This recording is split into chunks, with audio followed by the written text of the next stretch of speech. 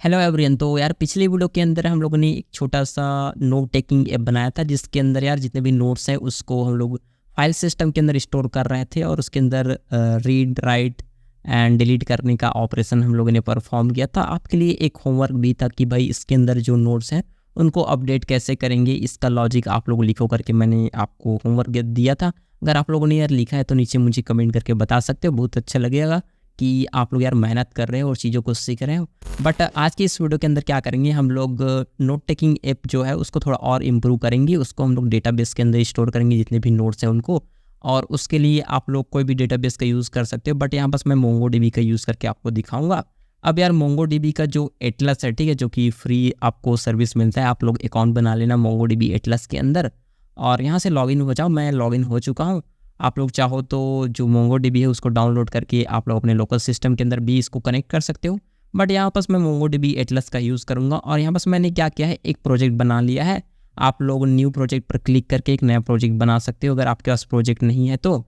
और यहाँ पास क्या करता हूँ, मैं सीधा क्रिएट पर क्लिक करूँगा और सबसे पहले एक नया क्लस्टर क्रिएट करेंगे। और जो फ्री वाला वर्जन है आप लोग देखो यहाँ पास, उस पर हम लोग चलेंगे, जिसके अंदर आपको 512 MB shared RAM and vCPU virtual CPU आपको मिल जाता है शेयर्ड वाला, ठीक है। यहाँ से आप लोग अपने क्लस्टर का नाम दे सकते हो। बस आपको क्लस्टर का नाम ऐसा रखना है जिसके अंदर स्पेस ना आए, ठीक है, नेम में स्पेस नहीं होना चाहिए। AWS सेलेक्ट करूँगा और यहाँ बस मैं सिंपल क्रिएट डिप्लॉयमेंट पर क्लिक कर दूंगा और यहाँ से जो मेरा डिप्लॉयमेंट है वो स्टार्ट हो जाएगा। तो इसको हम लोग होने देते हैं और ये थोड़ा टाइम लेगा, इसको मैं अभी क्लोज कर देता हूँ। हम लोग क्या करेंगे इसके अंदर, अब नेटवर्क एक्सेस के अंदर आऊँगा मैं यहाँ पास और यहाँ पास क्या करूँगा, इसको मैं होने देता हूँ कंप्लीट। और डेटाबेस एक्सेस के अंदर मेरे पास एक यूज़र है तो इस यूज़र को अभी मैं डिलीट कर देता हूँ फ़िलहाल, और हम लोग एक नया यूज़र बनाएंगे। और नेटवर्क एक्सेस के अंदर भी ये जो ऑप्शन है इसको आपको ऐड करना है अगर आपके पास नहीं है तो, ठीक है जी। तो इसको मैं रेडी होने देता हूँ और तब तक मैं क्या करता हूँ, यहाँ पास अपना जो प्रोजेक्ट है उसके अंदर आ जाता हूँ। जो भी इसका स्ट्रक्चर है उसको हम लोग बनाते हैं बढ़िया से, ठीक है। तो प्रोजेक्ट 22 के अंदर हूँ, जो ये वाला फोल्डर इसके अंदर क्या करूँगा, मैं एक और फोल्डर बनाऊँगा नोट ऐप नाम से, ठीक है। अब इस फोल्डर के अंदर मैं अपना जो टर्मिनल है, इंटीग्रेटेड टर्मिनल, उसको ओपन कर लेता हूँ। इसके अंदर क्या करेंगे, हम लोग एक वर्चुअल इन्वायरमेंट बनाएंगे python-m करके venv, और इन्वायरमेंट का नाम env नाम रख देता हूँ मैं। अब आप लोग देखना यहाँ पास एक फ़ोल्डर बन जाएगा env नाम का, ठीक है। और इसके अंदर मैं एक फ़ाइल बना लेता हूँ। तो फाइल का नाम रखूँगा, मेन रखो या फिर कुछ भी रख सकते हो, main.py नाम रख देता हूँ मैं, या फिर आप लोग इसका नाम रख सकते हो नोट app.py भी नाम रख सकते हो, कुछ भी चलेगा, ठीक है। तो इन्वायरमेंट वेरिएबल बनाया हूँ मैं, किस लिए बनाया हूँ, ताकि यार जितने भी मेरे पैकेजेस हैं वो जो मेरा सिस्टम है, मेन सिस्टम, उससे अलग हो जाए, ठीक है। इसलिए मैंने इसको अलग से बना के रखा है, बढ़िया जी।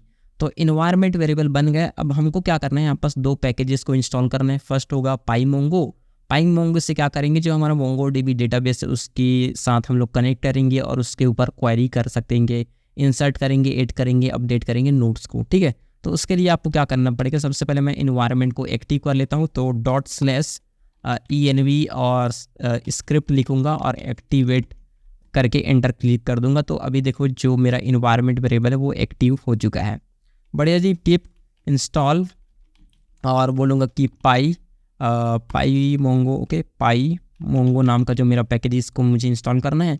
और एक और पैकेज है python-env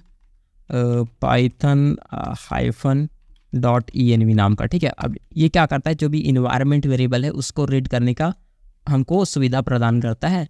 तो इसको मैं इंस्टॉल होने देता हूँ और यहाँ पर जो मेरा नोट ऐप है इसके अंदर एक फ़ाइल बना लेता हूँ .env नाम का, जिसके अंदर रखेंगे जितने भी हमारे पास इन्वायरमेंट वेरिएबल है, जितने भी सेंसिटिव डेटा है, जैसे डेटाबेस का यूज़र नेम, डेटाबेस का पासवर्ड, डेटाबेस URL, इन सबको हम लोग यहाँ पर स्टोर करके रखेंगे, बढ़िया जी। तो जो इंस्टॉलेशन है वो कंप्लीट हो गया। अब यहाँ बस क्या करता हूँ, एक मैं वेरिएबल बनाता हूँ db_url नाम से, और इसके अंदर जो हमारा डेटाबेस का URL है उसको हम लोग स्टोर करके रखेंगे। आपको यहाँ बस कुछ इस तरह से करना है इसको, बढ़िया जी। अब आता हूँ मैं यहाँ बस डेटाबेस के अंदर। तो मेरा जो क्लस्टर है वो अभी रेडी हो चुका है और यहाँ पर नेटवर्क एक्सेस के अंदर आपको आना है और मेक श्योर कि आपको ये ऐड कर लेना। अगर नहीं है आपके पास ये वाला ऐड तो आप लोग ऐड IP एड्रेस पर क्लिक करो सिंपल, और यहाँ से आपको 0.0.0 कर लेना है और इसका मतलब बेसिकली ये होता है कि भाई इस मशीन जो हमारा क्लस्टर है उसको आप लोग कहीं से भी एक्सेस कर सकते हो यूआरएल के माध्यम से।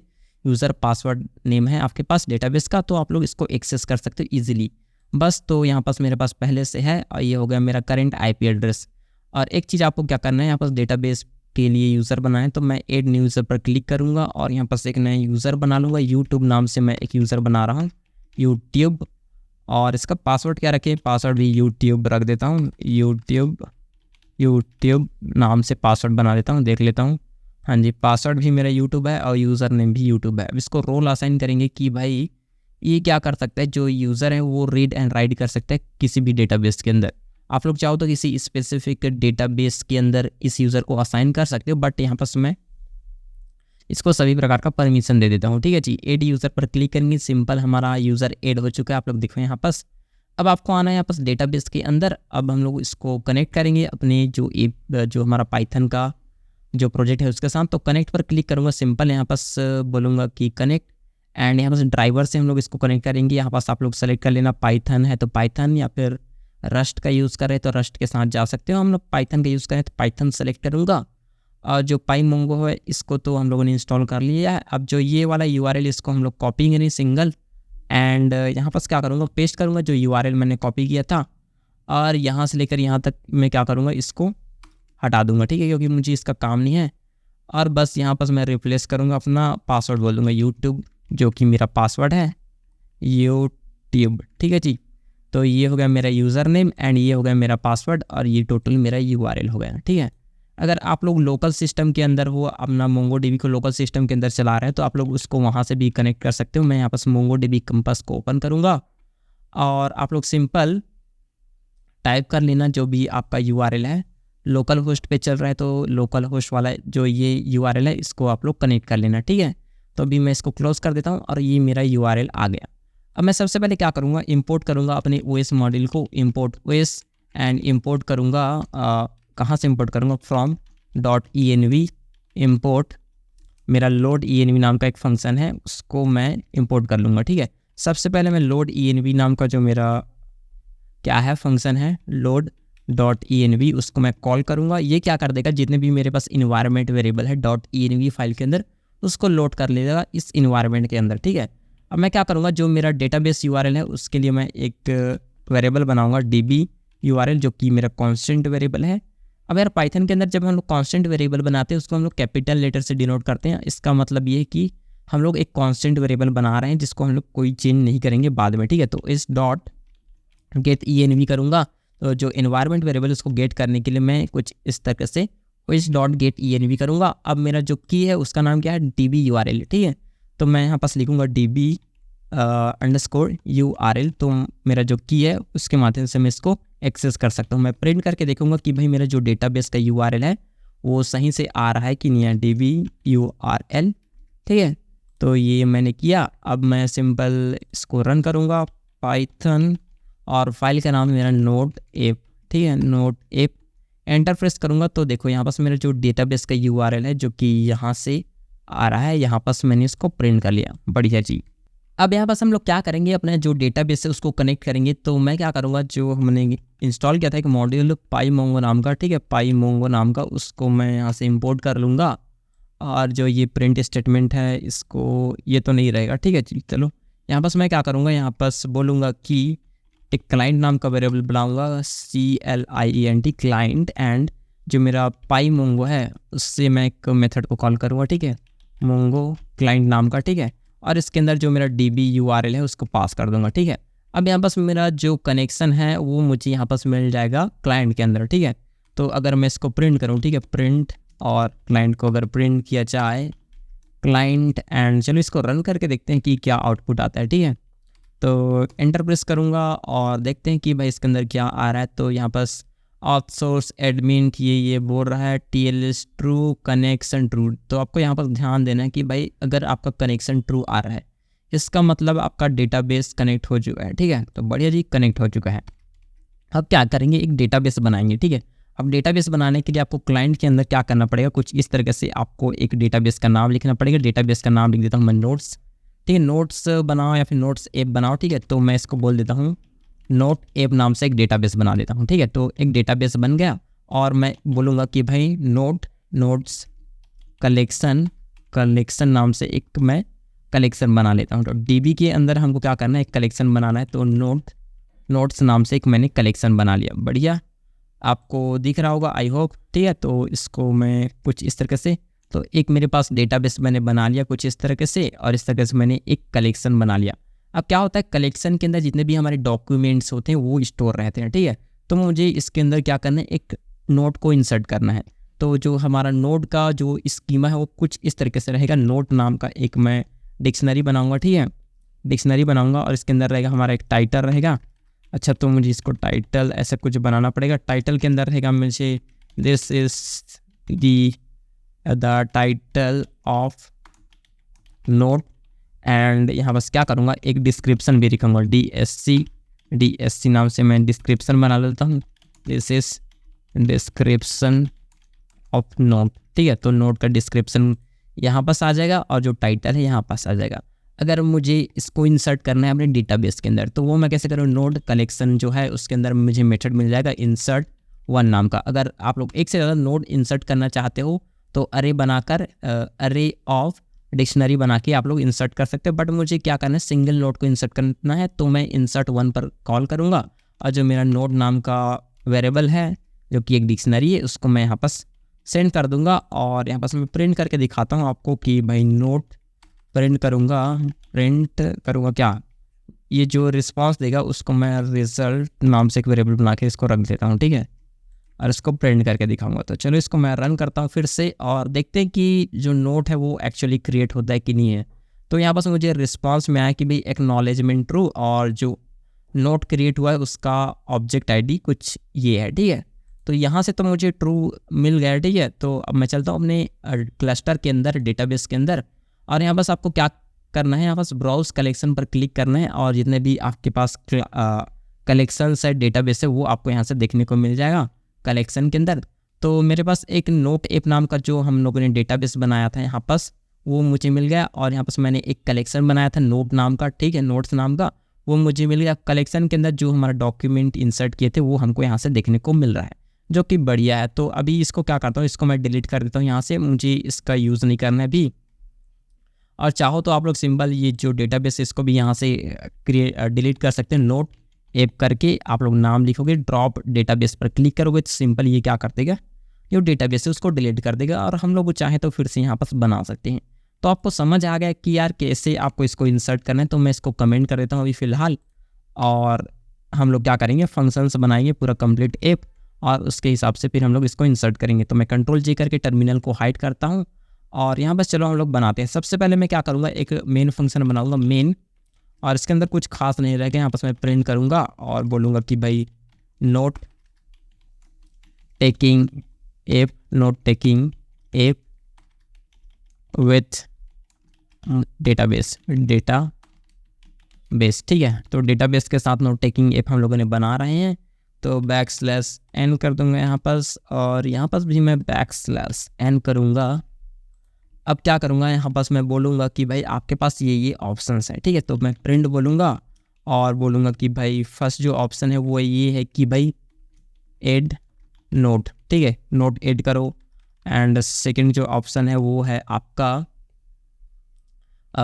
View notes. ठीक है, व्यू नोट्स, इसको मैं फर्स्ट ऑप्शन बना लेता हूँ क्योंकि सबसे पहले अगर चाहे तो व्यू कर सकता है 1 में, एंड 2 के अंदर हम लोग ऐड करने वाला ऑप्शन लिखेंगे। बढ़िया जी। थर्ड ऑप्शन रखता हूँ मैं यहाँ पास, ऐड कर लिया यूज़र ने नोट को, एंड थर्ड के अंदर क्या करेगा, वो क्या कर सकता है, अपडेट कर सकता है। ठीक है, अब अपडेट कर दो, अपडेट नोट्स। ठीक है, update note. And fourth option के अंदर रखूँगा मैं कि delete note. And fifth option के अंदर हम लोग रखेंगे कि भाई एग्जिट। बढ़िया जी, इतना ही ऑप्शन देना है। अब हम लोग ऑप्शन जो है उसको हम लोग यूज़र से ले लेंगे कि भाई तुम्हारी चॉइस क्या है ये बताओ। इनपुट कर लूँगा मैं यहाँ पास enter options, select options and 1 2 3 4 and 5, इनमें से कोई एक ऑप्शन सेलेक्ट कर लो। ठीक है, तो यूज़र सेलेक्ट कर लेगा और यहाँ पास मुझे इक्वल करना पड़ेगा। एंड इफ़ जो मेरा ऑप्शन है, ठीक है, जो मेरा चॉइस है वो अगर इक्वल है किसके, 1 के, तब मैं क्या करूँगा, तब मैं कॉल करूँगा व्यू नोट या फिर शो नोट्स नाम से इसको कर देता हूँ, शो नोट्स। तो मैं क्या करूँगा, एक फंक्शन बनाऊँगा शो नोट्स नाम से और इसको कॉल कर दूँगा, ठीक है।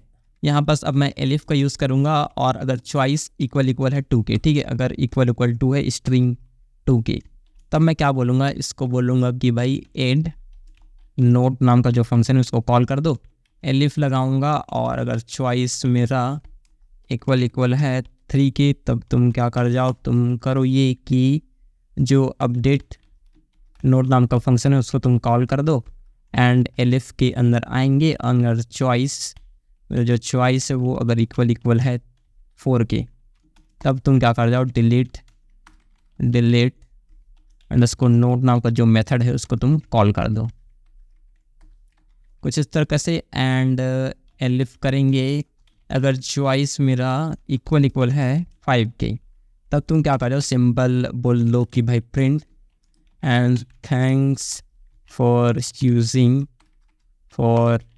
यूजिंग दिस ऐप, एंड यहाँ पर मैं बोल दूंगा कि भाई ब्रेक कर जाओ, ठीक है, जो मेरा जो भी वाइल लूप है उसको ब्रेक कर जाओ। और यहाँ पर एक मिस्टेक किए हम लोग कि भाई यहाँ पर वाइल लूप लगाना था तो उसको लगाएंगे, चलो कोई दिक्कत नहीं है। एल्स के अंदर प्रिंट कर दूंगा कि भाई बोलूँगा कि प्लीज़ सेलेक्ट वैलिड ऑप्शन, ठीक है, एंड ठीक है जी, प्लीज़ सेलेक्ट वैलिड ऑप्शन बोल दूंगा। और यहाँ बस क्या करूँगा, इसको मुझे एक वाइल लूप के अंदर डालना है, वाइल ट्रू कर दूंगा, ट्रू, एंड इसको मैं जो इंडेंटेशन है इसको मैं थोड़ा अच्छे से कर देता हूँ ताकि हमको कोई एरर देखने को ना मिले। बढ़िया जी, तो जो बेसिक स्ट्रक्चर है वो हमारा रेडी हो गया। अब हमको इम्प्लीमेंट करना है शो नोट्स नाम का जो फंक्शन है उसको, ठीक है। तो सबसे पहले डेव शो नोट्स नाम का जो फंक्शन है उसको हम लोग इम्प्लीमेंट करते हैं। क्या करेंगे, जितने भी नोट्स है उसको हमको शो करना है। तो सबसे पहले मैं क्या करूँगा, एक नोट्स नाम का वेरिएबल बनाऊँगा और जो मेरा नोट्स कलेक्शन है, ठीक है, नोट्स कलेक्शन के अंदर मुझे एक मेथड मिल जाएगा फाइंड नाम का, ठीक है। अब ये जो फाइंड मेथड वो क्या करता है, जितने भी नोट्स है उसको मुझे फाइंड करके रिटर्न कर देता है, ठीक है। तो नोट्स मिल गया और मैं चेक करूँगा कि इफ़ अगर नोट्स है मेरे पास, ठीक है, तब मैं फॉर लूप चलाऊँगा और नोट इन नोट्स, जो भी मेरे जितने भी नोट्स है उसको मैं आइटरेट कर रहा हूँ और इसके अंदर जितने भी नोट्स है उनको मैं प्रिंट कराते जाऊँगा, ठीक है जी। तो यहाँ बस मैं एफ स्ट्रिंग का यूज़ करूँगा और बोलूँगा कि प्रिंट एफ स्ट्रिंग, और इसको बोल दूँगा कि मुझे आईडी प्रिंट करना है, जो मेरे नोट का आईडी कुछ ये रहेगा और मेरा जो नोट है नोट के अंदर अंडरस्कोर, नोट के अंदर मैं कुछ इस तरह से बोलूँगा अंडरस्कोर आईडी। जो मेरा डेटाबेस है, ठीक है, मोंगोडीबी डेटाबेस है, उसके अंदर हर बार एक यूनिक आईडी जनरेट होता है हर एक डॉक्यूमेंट के लिए और उस आईडी का नाम स्टार्ट होता है अंडरस्कोर आईडी नाम से, इसलिए मैंने कुछ इस तरीके से इसको एक्सेस किया है। आप समझो क्या, जो मेरा नोट है वो भी एक प्रकार का डिक्शनरी है। अब डिक्शनरी के अंदर जितने भी कीज़ हैं उसकी वैल्यू को एक्सेस कैसे करते हैं, आपको पता है कि भाई ऐसे हम लोग लगाएंगे, एंगल ब्रैकेट जो स्क्वायर ब्रैकेट लगाएंगे एंड डबल कोट के अंदर जो भी की है उसको पास कर देंगे तो उसका वैल्यू हमको मिल जाएगा। बढ़िया जी, तो इस तरीके से मैंने इसका आईडी ले लिया और सेम इसी तरीके से मैं क्या करूँगा, इसका जो टाइटल है उसको भी मैं ले लूँगा एंड बोलूँगा कि भाई जो मेरा डिस्क्रिप्शन है DSC उसको भी ले लूँगा और यहाँ पर मैं बोल देता हूँ कि टाइटल एंड यहाँ पर बोलूँगा डिस्क्रिप्शन या फिर DSC बोल देते हैं डिस्क्रिप्शन, ठीक है जी। समझ गए आप लोग कि ये कैसे काम कर रहा है। और अगर नोट्स नहीं है, ठीक है, एल्स के अंदर आया, अगर नोट्स यहाँ पर एग्जिस्ट नहीं करता, मतलब नोट्स है ही नहीं, तब यहाँ पर क्या करेंगे, बोल दूंगा कि प्रिंट और नोट्स फाउंड बोल दूंगा भाई कि मुझे कोई नोट नहीं मिला। तो इस तरह से हम लोग शो जो मेथड्स है उसको इम्प्लीमेंट कर सकते हैं। अब आते हैं हमारा जो सेकेंड मेथड है वो है एड नोट नाम का, ठीक है। तो इसको देखते हैं कि डेफ करूँगा और एड नोट पर मैं यहाँ पर कुछ इस तरह से इसको बना लूँगा और हमको क्या चाहिए, यूज़र से इनपुट में लेना है, हमको एक लेना है टाइटल एंड डिस्क्रिप्शन, ठीक है। तो टाइटल नाम से एक वेरिएबल बनाऊँगा और बोलूँगा कि input enter title of note, ठीक है, नोट का जो टाइटल है उसको एंटर कर दो, enter description of note, note का जो डिस्क्रिप्शन है उसको तुम ऐड कर दो, ठीक है, एंटर कर दो। तो मेरे पास जो टाइटल और डिस्क्रिप्शन आ गया। अब मैं क्या करूँगा, यहाँ पर जो कि मेरा नोड जो कलेक्शन है, ठीक है, उसके अंदर मेरे पास एक इंसर्ट वन नाम का एक मेथड है, उसको मैं कॉल करूँगा और यहाँ पास मुझे क्या करना है, एक सेट देना है, मुझे एक डिक्शनरी देना है यहाँ पास, ठीक है। तो जो मेरा DSC जो मेरा टाइटल है, ठीक है, टाइटल उसको उसके अंदर क्या कर रहे हो तुम, जो मेरे पास टाइटल है यूज़र का इनपुट उसको डाल दो, और डिस्क्रिप्शन के अंदर तुम क्या कर दो, तुम डिस्क्रिप्शन के अंदर जो यूज़र ने डिस्क्रिप्शन एंटर किया है उसको तुम डाल दो, ठीक है। तो यहाँ बस क्या हो जाएगा, मेरा जो नोट है वो इंसर्ट हो जाएगा और प्रिंट कर दो कि भाई सिंपल नोट एडेड सक्सेसफुली, ठीक है, नोट एड हो गया सक्सेसफुली। अब जो सेकंड मेथड है वो भी कंप्लीट हो चुका है, कोई दिक्कत आएगा तो इसको हम लोग फिक्स करेंगे एंड इसको कुछ इस तरीके से कर देता हूँ। अब जो हमारा जो थर्ड मेथड है जो कि अपडेट नोट नाम का, ठीक है, इसको हम लोग चलो इम्प्लीमेंट करते हैं। बोलूँगा कि डेव अपडेट नोट और बोलूँगा कि भाई मुझे आईडी दे दो, जिस नोट को तुम अपडेट करना चाहते हो उसका आईडी दे दो, ठीक है। तो आईडी इज इक्वल टू, इसको बोलूँगा इनपुट और बोलूँगा कि भाई enter the ID of node. Okay, तो नोड का आईडी ले लूँगा, ठीक है, एंड यहाँ पास जो न्यू टाइटल है वो मैं ले लूँगा यूज़र से। तो क्या करता हूँ, इसको मैं कॉपी करूँगा, सिमिलर रहेगा यहाँ पास, Ctrl+C और पेस्ट, और इसको बोलूँगा न्यू एंड यहाँ पास भी बोलूँगा न्यू और इसको भी बोल दूँगा न्यू अंडरस्कोर करके, न्यू टाइटल, न्यू डिस्क्रिप्शन आ गया, मेरे पास आईडी आ गया, ठीक है। अब मैं कैसे करूँगा, यहाँ पास जो मेरा नोट कलेक्शन है उसके अंदर जाऊँगा और यहाँ पास बोलूँगा इसके अंदर मुझे क्या करना है, अपडेट वन नाम का एक मेथड है, इसको कॉल करना है। ये क्या लाता है, फर्स्ट तो मैं फाइंड करूँगा जो मेरे डेटाबेस के अंदर जो नोट है किस आईडी से, इस आईडी का जो नोट है उसको मैं फाइंड करूँगा, ठीक है। तो उसको मैं फाइंड कैसे करूँगा, जो मेरा आईडी है, ठीक है, अंडरस्कोर आईडी है, उसको मैं कुछ इस तरीके से बोलूँगा और यहाँ पास मैं आईडी को पास कर दूँगा, उसको तुम फाइंड करो, ठीक है। अब तुम क्या करो, यहाँ पास करो ये कि डॉलर सेट कर दो। सेट किसको करना है, जो मेरा आईडी है उसको तुम सेट कर दो। यहाँ पास मैं जो नया मेरे पास डॉक्यूमेंट है उसको मैं पास कर दूँगा, ठीक है। तो जो टाइटल है, ठीक है, जो मेरा टाइटल है उसके अंदर तुम कर दो न्यू टाइटल को, एंड जो मेरा DSC है उसके अंदर तुम क्या कर जाओ, जो न्यू डिस्क्रिप्शन है उसको तुम ऐड कर जाओ। इसको मैं अगर क्लोज कर दूँ तो आपको अच्छे से दिखाई देगा, जो कि यहाँ पर सिंपल मेरे पास एक मेथड है यार, जो कि क्या कहता है, ये बोलता है कि बस सेट कर दो इसको इस आईडी वाले के अंदर, ठीक है। तो बढ़िया, तो यहाँ से मैं बोल दूंगा कि प्रिंट बोल दूंगा कि भाई नोट अपडेटेड सक्सेसफुली, तो नोट अपडेट हो गया सक्सेसफुली। अब एक और मेथड बच गया हमारा जो कि है डिलीट करने वाला, ठीक है। तो डिलीट नोट वाला जो मेथड है उसको भी हम लोग कंप्लीट कर लेते हैं, डिलीट नोट कुछ इस तरीके से। अब ये क्या करेगा, यूज़र से इनपुट मिलेंगे कि भाई आईडी दे दो, ठीक है। तो आईडी कुछ इस तरीके से हम लोग ले लेंगे, यहाँ से Ctrl+V करूँगा, enter the ID of node, and यहाँ बस सिंपल मेथड है, नोड कलेक्शन को मैं यहाँ बस लूँगा और डिलीट 1 कर दूँगा, ठीक है, डिलीट 1 करूँगा। अब कैसे आपको डिलीट करना है, आपको यहाँ बस अंडरस्कोर आईडी प्रोवाइड कर दो और मैं इसको डिलीट कर दूँगा। चलो जी, ID and note deleted successfully लिख देते हैं, यहाँ बस प्रिंट करूँगा एंड नोट डिलीटेड सक्सेसफुली, ठीक है, नोट डिलीट हो गया सक्सेसफुली। अब हमारा तो जो भी कोड है वो कंप्लीट हो चुका है, बस अब इसको रन करके देखते हैं और सही से काम करता है ये नहीं, इसको चेक करते हैं। तो जो मेरा टर्मिनल इसको ओपन करूँगा और कोड को मैं रन करूँगा, एंटर प्रेस करता हूँ यहाँ पास।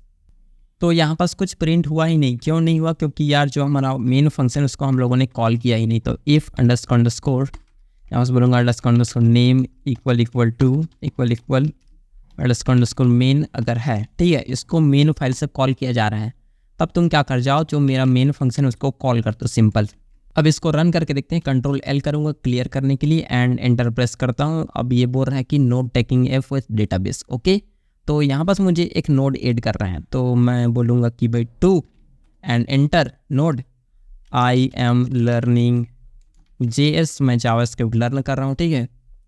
आई have to complete this in 4 month, okay, 4 months। तो ये मैंने डिस्क्रिप्शन दे दिया और मैंने दे दिया टाइटल, ठीक है। तो ये बोल रहा है कि नोड एडिट सक्सेसफुली, इसको थोड़ा मैं ऐसे कर लेता हूँ, नोड एडिट सक्सेसफुली बोल रहा है। अब मैं चाहूँ तो देखना चाहूँ कि भाई मेरा जो नोड है उसको देखना चाहूँ तो 1 प्रेस करूँगा और मेरे पास नोड का आईडी मिल रहा है, टाइटल मिल रहा है एंड डिस्क्रिप्शन मिल रहा है। बढ़िया जी। तो ये स्पेस क्यों आ रहा है, क्योंकि हम लोगों ने यहाँ पर, अगर मैं दिखाऊँ आपको, तो जो नोट को मैंने प्रिंट किया है यहाँ पर मैंने शायद न्यू लाइन लगाया हर बार, इसलिए ये ऐसा बोल रहा है।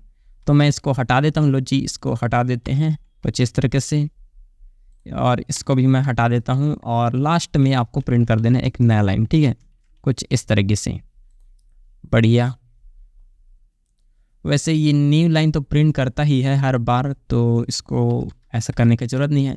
अगर नहीं होगा, ये नए लाइन के अंदर आ रहा है बार बार, तो मैं क्या करूँगा, यहाँ पर एंड का यूज़ कर लूँगा, ठीक है। तो चलो इसको मैं 4 अगर 5 प्रेस करूँगा तो ये एग्जिट हो जाएगा। Thanks for using this app. Okay, बढ़िया जी, कोई दिक्कत नहीं है। अब यहाँ पास मैं फिर से प्रोग्राम को रन करता हूँ और बोलूँगा कि भाई मुझे जितने भी नोट्स हैं उनको दिखाओ। तो आपके पास अभी नोड कितने हैं? मेरे पास 1 नोड है। ओके, तो ये हो गया मेरा नोड, इसका आईडी मिल गया, इसका टाइटल एंड डिस्क्रिप्शन।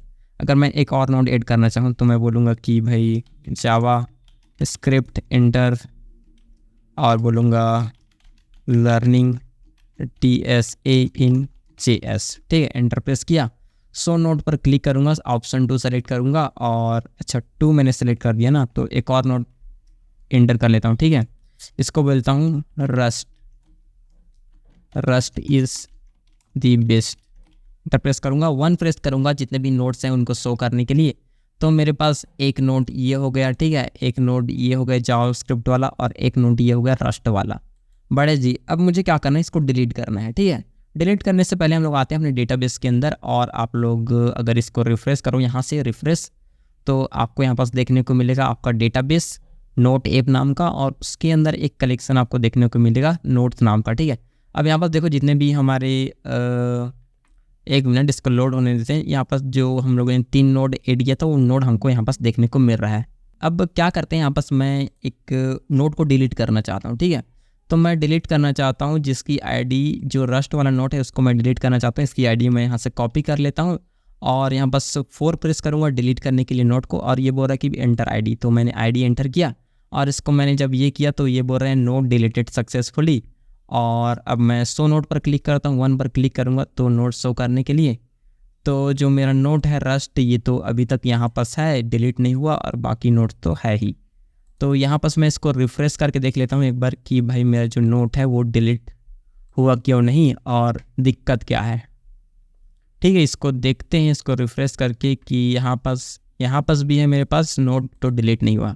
तो दिक्कत क्या है, दिक्कत क्या है, इसको हम लोग क्या करें, जो कि यहाँ पास जो मेरा नोट है वो जो अपडेट वाला है इसके अंदर भी दिक्कत हो सकता है।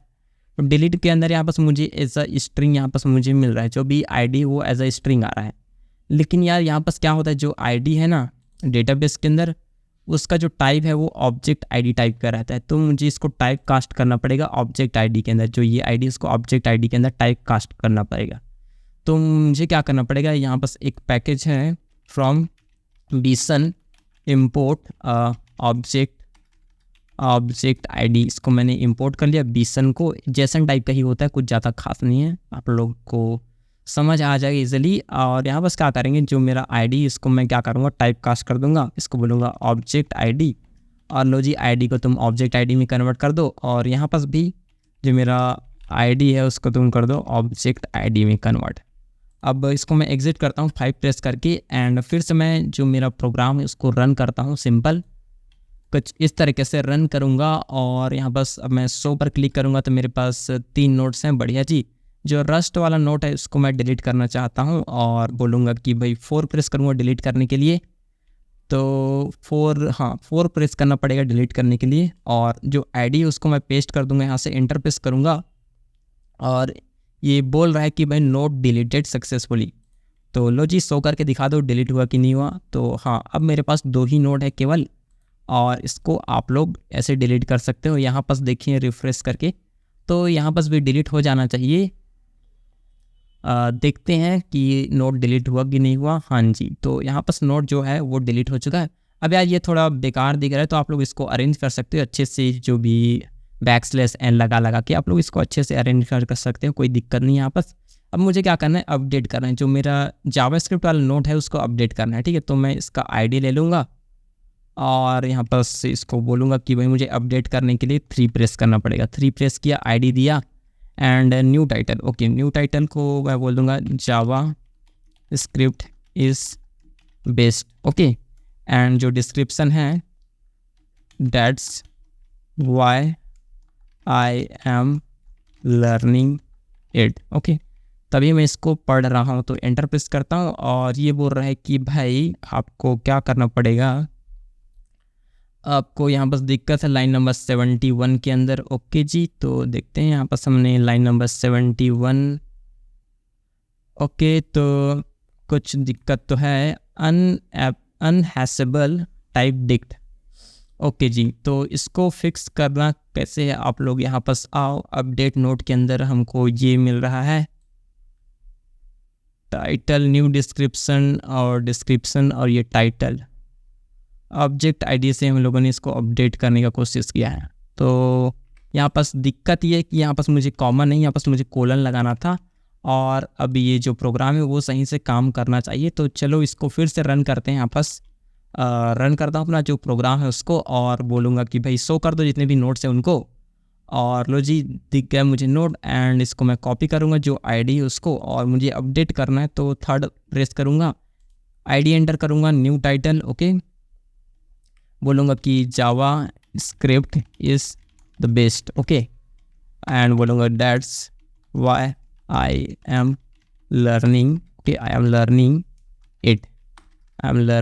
इट। ओके, एंटर प्रेस करूँगा और अब बोल रहा है कि नोट अपडेटेड सक्सेसफुली। चलो दिखाओ कि भाई अपडेट हुआ कि नहीं हो। 1 प्रेस किया और आप लोग देखो यहाँ पर JavaScript is the best and that's why I am learning it. तो ये मुझे अपडेट होके मिल रहा है, और यहाँ पर भी अपडेट हो गया होगा, कोई समस्या वाली बात नहीं है यहाँ पर। तो इसको मैं रिफ्रेश करके देखूँ तो अपडेट हो गया होगा यार, कोई दिक्कत नहीं है यहाँ पर। तो देखो यहाँ पर जो that's why I am learning it. Okay, तो बस यार इतना ही है इस प्रोजेक्ट के अंदर। अब आप लोग चाहो तो और भी फंक्शनैलिटी इसके अंदर ऐड कर सकते हो। काफ़ी इजी था इस प्रोग्राम को बनाना, और आप लोग यार अपनी गिटहब के अंदर इसको पुश करो एज अ छोटा सा प्रोजेक्ट। अगर आप लोगों ने पाइथन सीखा है और आप लोग इस प्रोजेक्ट को बना पा रहे हो, मतलब यार आप लोग सही जा रहे हो, अच्छी रास्ते पर हो, और आप लोगों ने अच्छे से वीडियो को देखा है इसका मतलब, ठीक है। तो बस आप लोगों ने आज इस वीडियो के अंदर इन्वायरमेंट वेरिएबल बनाना सीखा। env जो फाइल है उसके अंदर जो भी हमारे पास वैल्यूज़ हैं, वेरिएबल्स हैं, उनको कैसे रीड करना है ये आप लोगों ने देखा। .env पैकेज का यूज़ करके बीसन के बारे में ये आपको पता चल गया। पाईमोंगो से आपको डेटाबेस को कैसे कनेक्ट करना है ये भी आपको पता चला आज की इस वीडियो के अंदर।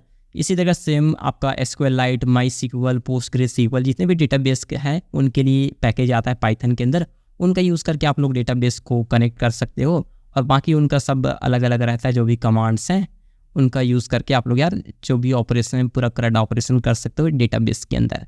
सो आई होप सो यार कि आपको वीडियो पसंद आया होगा। सो मिलते हैं एक और नई इंटरेस्टिंग प्रोजेक्ट के साथ, और थोड़ा सा और कुछ बच चुका है हमारे पाइथन के अंदर, जैसे कि async IO और भी थोड़ा सा चीज़ जिसको मैं आपको पढ़ाऊँगा, और 2-4 प्रोजेक्ट और बनाएंगे, फिर आपका पाइथन का कोर्स है वो कम्प्लीट हो जाएगा। सो तब तक के लिए यार बाय बाय।